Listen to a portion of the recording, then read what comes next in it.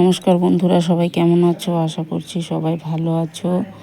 তো আমিও ভালো আছি। তো আজকে চলে আসলাম আর একটা রেসিপি নিয়ে। আজকে বানাবো কাঁকরোলের ঝাল।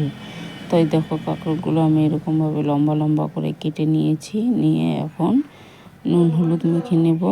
ধুয়ে কিন্তু নিয়েছি অবশ্যই, কিন্তু এই দেখো নুন হলুদ মেখে নিচ্ছি। আর এদিকে একটা কড়াই বসিয়ে দিয়েছি, কড়াইটাও গরম হয়ে গেছে। এখন কড়াইতে আমি সর্ষের তেল দিয়ে দিব।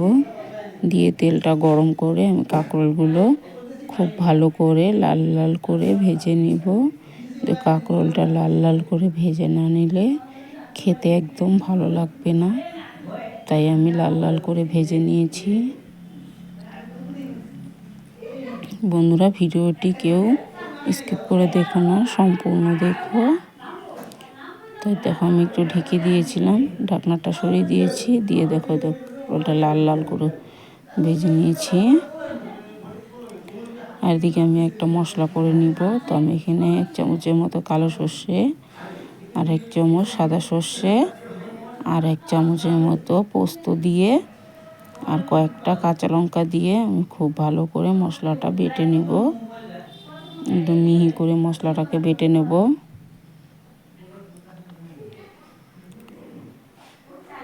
একটু জল দিয়ে দিলাম, দিয়ে এখন মশলাটা বাটবো।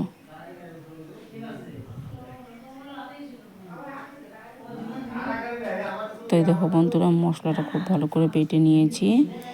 আর এখন এই মশলার মধ্যে সামান্য একটু হলুদ, 1/2 চামচের মতো হলুদ দিয়েছি, পরিমাণ মতো নুন, কেন কাঁকরোলের মধ্যে নুন দিয়েছিলাম ভাজার সময়।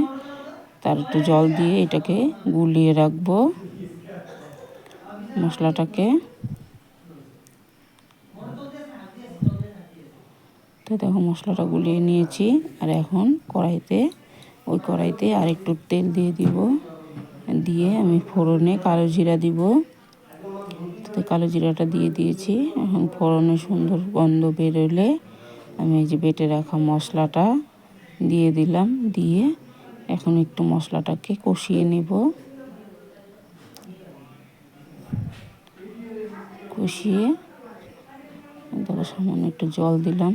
তো আমি আর একটু জল দিয়ে দিব, যেন কাঁকরোলটা সেদ্ধ হবে আর এটা মাখো মাখো ধরনের হবে। সেজন্য আমি একটু জল দিয়ে দিলাম। দিয়ে এর মধ্যে সামান্য একটু চিনি দিয়ে দিলাম।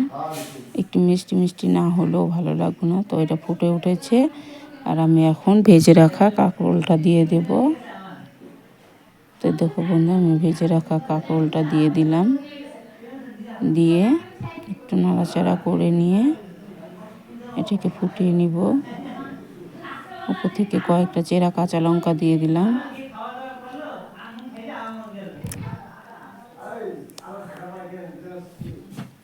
তো চেরা কাঁচা লঙ্কা দিয়েছি, আর উপর থেকে একটু সর্ষের তেল দিয়ে, কাঁচা সর্ষের তেল দিয়ে ঢেকে দিব। তো এই দেখো ঢাকনাটা 2-3 মিনিট পর ঢাকনাটা উঠে দিয়ে জলটা একদম শুকিয়ে গেছে, আর এরকম মাখো মাখো তেল ছেড়ে দিয়েছে। তো আমি এখন নামিয়ে নিব। বন্ধুরা, ভিডিওটি ভালো লাগলে লাইক কমেন্ট করো।